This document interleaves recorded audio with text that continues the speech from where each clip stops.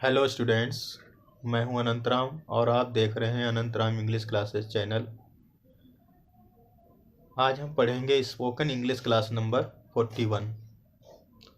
देखेंगे यहाँ पर कुछ सेंटेंसेस आए हैं जिनके माध्यम से आपको इंग्लिश बोलनी सिखाई जा रही है। यहाँ पर कुछ सेंटेंसेस ऐसे दिए गए हैं जिनमें कर्ता जो है सब्जेक्ट आपका वो काम खुद नहीं कर रहा है, किसी दूसरे से काम करवा रहा है। ऐसा सेंटेंस है यहाँ पे आया हुआ शुरुआत में। तो इस तरीके के कुछ सेंटेंस यहाँ पे बताए जा रहे हैं जहाँ पे सब्जेक्ट कुछ या कर्ता स्वयं कुछ नहीं कर रहा है बल्कि किसी से करा रहा है। तो ऐसे सेंटेंसेस जिनमें सब्जेक्ट खुद नहीं करता है, किसी दूसरे से कोई काम करवाता है, ये सेंटेंस दो तरीके से बनाए जाते हैं। देखेंगे यहाँ पे पहला सेंटेंस आया है, निरक्षर मनुष्य ने एक पत्र लिखवाया। तो इसमें क्या होगा, the illiterate man has got a letter written. तो इसमें गॉट का यूज आया है, यानी कि उसने लिखा नहीं है, लिखाया प्राप्त किया है, तो इसलिए गॉट आया है। तो जब किसी चीज़ को हम कंप्लीट पाते हैं, यानी कि किसी से कोई काम करवा के उसे हम प्राप्त कर लेते हैं, तो वहाँ पे गॉट यानी गेट का यूज होता है। फर्स्ट फॉर्म गेट होती है और सेकेंड फॉर्म या थर्ड फॉर्म का यूज होता है। ये टेंस के आधार पर यूज होता है। आपका हैज है यहाँ पे प्रेजेंट परफेक्ट टेंस, इसलिए थर्ड फॉर्म आई है, गॉट आया है यहाँ पे। कुल मिला के गेट गॉट का यूज यहाँ पर किया जाएगा। और अगर दूसरा सेंटेंस यहाँ पर देखेंगे, किसी से कोई काम मजबूरी में करवाया जाता है, उसे मजबूर किया जाता है, किसी से कोई काम कर नहीं रहा है उससे कोई काम मजबूर करके करवाया जाता हो, तो वहाँ पे मेड या काज्ड का यहाँ पर देखेंगे जैसा कि यूज हुआ है सेंटेंस नंबर 4 और 5 में। काज्ड या मेड का यूज किया जाता है, इसको भी आप देखेंगे। लेकिन इससे पहले आप देखेंगे दूसरा सेंटेंस। देखिए, आपको विशेष तरीके से सेंटेंस यहाँ पर डिफरेंट टाइप ऑफ सेंटेंसेस के द्वारा आपको इंग्लिश बोलनी सिखाई जा रही है, ताकि आप किसी भी मायने में किसी भी स्तर पर अंग्रेजी बोलने में अपने आप को असक्षम न पाएं।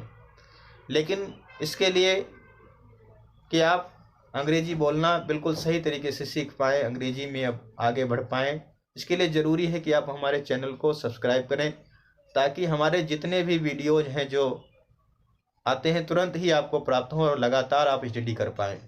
अक्सर ऐसा होता है कि जब हम चैनल को सब्सक्राइब नहीं करते हैं तो सभी वीडियोज हमें प्राप्त नहीं हो पाते हैं, फिर हमारी जानकारी अधूरी रह जाती है और हम ये दोष देते हैं कि हमने वहाँ इतने दिन तक इतने वीडियो देखे लेकिन हमें कोई फ़ायदा नहीं हुआ।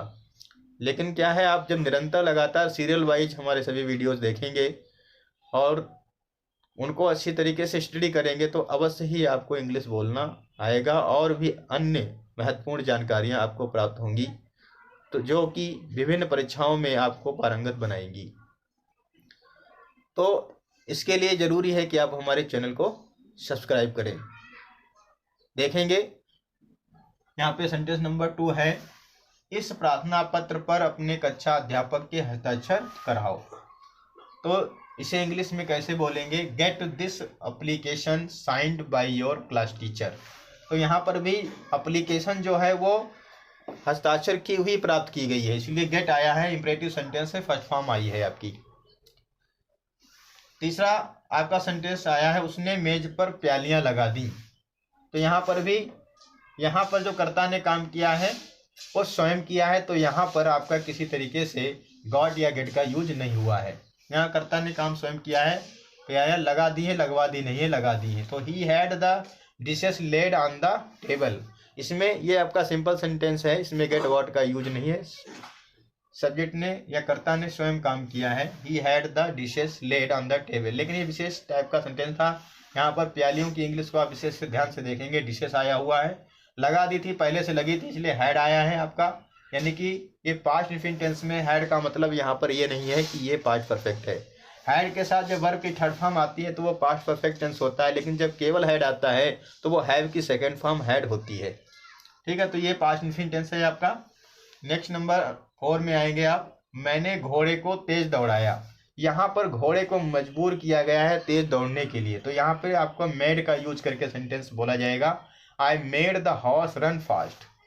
इसी तरीके से आप चेंज करके कोई भी सेंटेंस बोल सकते हैं जहाँ पर आप किसी जानवर या वस्तु को किसी कार्य के लिए मजबूर करते हैं, वहाँ पे मेड लगाएंगे आप। नेक्स्ट सेंटेंस आया, उसने मुझे रुला दिया।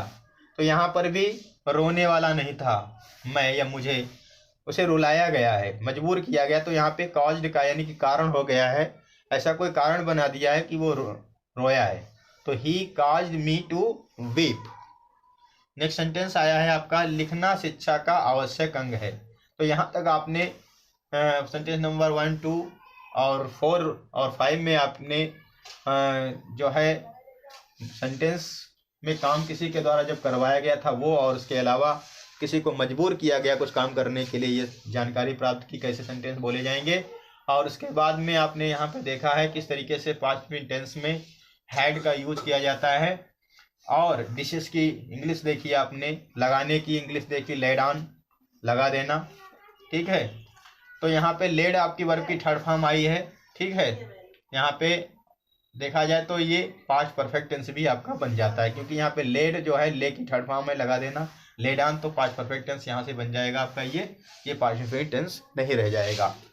उसके बाद में सेंटेंस नंबर 6 से आप सीखेंगे किस तरीके से हम प्रेजेंट पार्टिसिपल और जेरेंड का यूज करके सेंटेंसेस को बोल सकते हैं। जेरेंड और प्रेजेंट पार्टिसिपल का यूज यहाँ पर आप सीखने जा रहे हैं।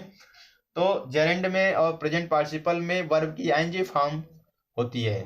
अक्सर क्या होता है, प्रेजेंट पार्टिसिपल में वर्ब की आईएनजी फॉर्म से सेंटेंस शुरू होते हैं और वो सब्जेक्ट के रूप में होते हैं, या वर्ब की आईएनजी फॉर्म को सब्जेक्ट बनाया जाता है, या फिर वर्ब की आईएनजी फॉर्म को सेंटेंस के मध्य में जेरेंड के रूप में यूज किया जाता है। तो यहाँ पर देखेंगे सेंटेंस नंबर 6 है, सीखेंगे लिखना शिक्षा का आवश्यक अंग है। तो यहाँ पे लिखना, इसको राइटिंग के रूप में सब्जेक्ट के रूप में लाया गया। यहाँ पर राइटिंग वर्ब नहीं है, ये आपका सब्जेक्ट है, सब्जेक्ट का काम कर रहा है राइटिंग। तो writing is an essential part of education. तो किस तरीके से आप वर्ब की आईएनजी फॉर्म को सब्जेक्ट बनाते हैं यहाँ पर आप सीख रहे हैं, और किस तरीके से ऐसे सेंटेंस बोले जाते हैं। नेक्स्ट सेंटेंस आया है, गाना एक सुंदर कला है। यहाँ पर भी आप वर्ब की आईएनजी फॉर्म को सब्जेक्ट बनाकर सेंटेंस बोलेंगे, singing is a good art. Next sentence आया है, चाय पीना स्वास्थ्य के लिए अच्छा नहीं है। तो यहाँ पर भी आप वर्ब की आईएनजी फॉर्म को सब्जेक्ट बनाकर सेंटेंस बोलेंगे, drinking tea is not good for health. Next sentence आया है आपका, वह झूठ बोलने का आदी है। तो यहाँ पे भी आपका जेरेंड के रूप में वर्ब की आईएनजी फॉर्म का प्रयोग किया गया है। He is habituated of telling a lie, he is habituated of telling a lie. इस तरीके से अगला सेंटेंस भी बोल सकते हैं आप, वह काफ़ी पीने की आदी है। तो she is habituated of taking coffee, she is habituated of taking coffee. इस तरीके से आपने यहाँ पर जेरेंड का यूज सीखा, वर्ब की आईएनजी फॉर्म को सब्जेक्ट बनाना सीखा, और किसी सब्जेक्ट के द्वारा जब किसी को दूसरे को मजबूर करके कुछ काम करवाया जाता है, वहाँ पे मेड और काज का यूज सीखा आपने। लेड ऑन का यूज सीखा, वर्ब की थर्ड फॉर्म जो कि वह पास्ट स्पीड का धोखा देती है लेकिन होता है पास्ट परफेक्ट। और यहाँ पर क्या सीखा आपने, गॉट यानी गेट का यूज सीखा है आपने। प्रेजेंट परफेक्ट टेंस आया तो गॉट आया, थर्ड फॉर्म आई है, गेट आया है इस पर, जहाँ पर कोई काम किसी से करवाया गया है। तो इस तरीके से आप हमारे सभी वीडियोज़ को लगातार अगर आप देखते रहते हैं, चैनल सब्सक्राइब कर लेते हैं, तो आपको अवश्य ही इंग्लिश में अच्छे अंक, अच्छी सफलता मिल जाएगी। तो थैंक्स फॉर वॉचिंग, लाइक करें, शेयर करें, सब्सक्राइब करें।